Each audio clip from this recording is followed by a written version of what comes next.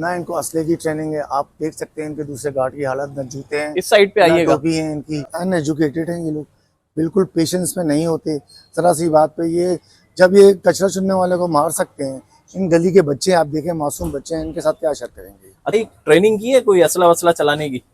Running नहीं की। कोई ट्रेनिंग नहीं की? बाकी जंगल में हमारे दुश्मनी है, ये वो चलाने आती है। नहीं, अभी आपको कहीं ट्रेनिंग कराई थी सिक्योरिटी गार्ड भर्ती होने नहीं से नहीं पहले? नहीं। जी जनाब, अस्सलाम वालेकुम। अभी हम साद की मौत को नहीं भूले थे सरीना मोबाइल मार्केट में, जिसमें सिक्योरिटी गार्ड की भरपूर गलती शामिल थी कि उसने गोली चलाकर जो है वो एक शख्स की जान ली, साद अहमद को कत्ल किया। और अब इसी तरह का एक और वाकया पेश आया है। इस वक्त हम नॉर्थ कराची सेक्टर 11A में मौजूद हैं, जहां पर एक गार्ड ने फायरिंग करके एक कचरा चुनने वाले नौजवान को जो है वो कत्ल कर दिया है। समद उसका नाम था।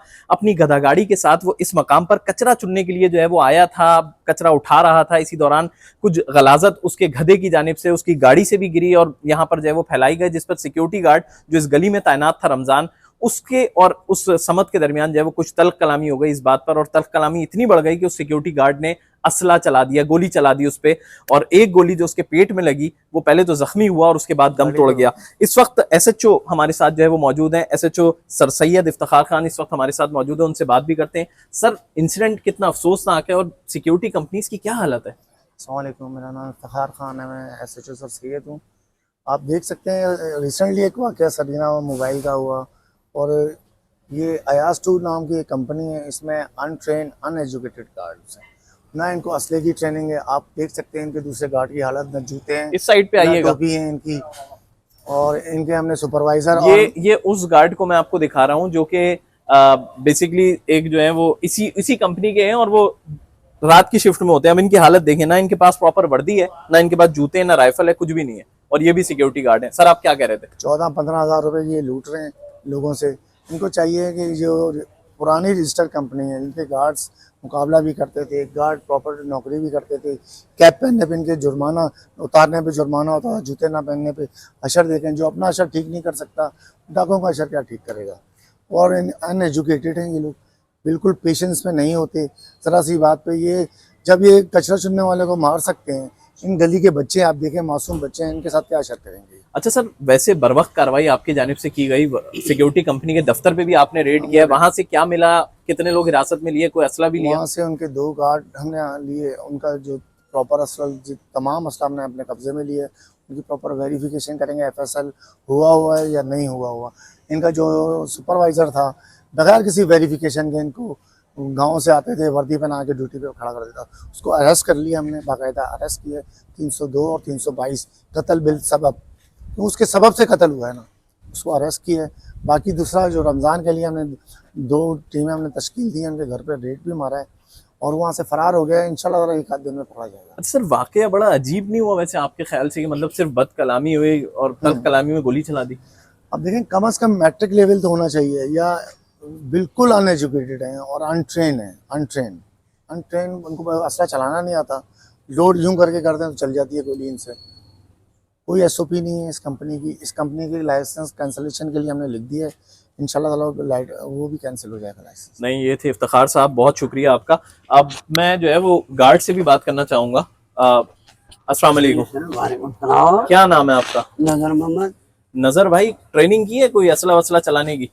रनिंग नहीं की। कोई ट्रेनिंग नहीं की? बाकी जंगल में हमारे दुश्मनी है, ये वो चलाने आती है। नहीं, अभी आपको कहीं ट्रेनिंग कराई थी सिक्योरिटी गार्ड भर्ती होने से पहले? नहीं नहीं। कब हुए सिक्योरिटी गार्ड भर्ती?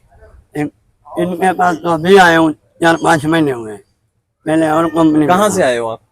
नवाबशाह से। नवाबशाह से। तो कोई ट्रेनिंग नहीं कराई, बस वर्दी दी? तो वर्दी भी पूरी नहीं है आपकी, वर्दी कहाँ गई? वर्दी टोपी थी मेरी, सब कुछ था। वो आया, वो पहनता था, मैं भी पहनता था, मुझे लेकर चला गया। राइफल भी ट्राउजर वाउजर कहाँ गया सब? ट्राउजर यही है। और जूते कहाँ गए? जूते मेरे को मिले ही नहीं है सर। तो ये कितनी तनख्वाह देते थे आपको? 13,000 है। 13,000 रुपए। जी बिल्कुल, सिक्योरिटी गार्ड ये जो कंपनी है इसके खिलाफ, अयाज टू जिसका नाम है, इस कंपनी के खिलाफ भी कार्रवाई होनी चाहिए। जुम्मे में लोग नमाज के लिए गए हुए थे। जब वापस आए लोग, ये तकरीबन 1:50 का पे तकरीबन ये वाक़या पेश आया, जिसमें हम लोग मौके पे कोई भी गली में मौजूद नहीं थे। पर जो उस वक्त जैसे ही हम पहुँचे और फायर की आवाज़ आई और जब बाकी लोग घर से बाहर निकले तो उस वक्त पता ये चला कि वो लड़का यहाँ पर इसी मौके पे बिल्कुल गिरा हुआ था और गार्ड भाग चुका था। और उसके बाद फिर एसएचओ साहब आ गए और मौके के ऊपर एम्बुलेंस आई। एम्बुलेंस ने तो उस बच्चे को लेकर फ़ौरन लेके चले गए। और उसके बाद हुआ ये कि फिर हमें बुलाया भी गया थाने में और सुपरवाइज़र को भी बुलाया गया। सुपरवाइज़र की जो मेरे पास लास्ट अपडेट थी वो यही थी कि उनको बंद कर दिया था, लॉकअप कर दिया था। और उसके बाद अब अभी फ़िलहाल कुछ देर पहले मुझे ये पता चला है कि जिस लड़के को गोली लगी थी वो हलाक हो गया। झगड़े का अच्छा, वजह कब से यहाँ पे तैनात था सिक्योरिटी गार्ड और झगड़े की क्या वजह थी? तैनात ये पिछले रमज़ान में इनको रखा गया था, जिसकी वजह भी ये थी कि पीछे वाली गली में 2 स्ट्रेट फायर हुए थे और दो गाड़ियों की यहाँ पर से चीज़ें चोरी और पैनल्स वगैरह चोरी हुए थे, जिसकी वजह से हम 3 गलियों में एक साथ गार्ड रखे गए थे। और उसके बाद ऐसा हुआ कि फिर तीसरी गली ने कैंसिल कर दिया और फिर 2 गली के अंदर ये गार्ड रहे। यहाँ पर हमें जो सबसे बड़ी प्रॉब्लम रहती आई वो ये है कि गार्ड जो है वो इनकन्सिस्टेंट थे।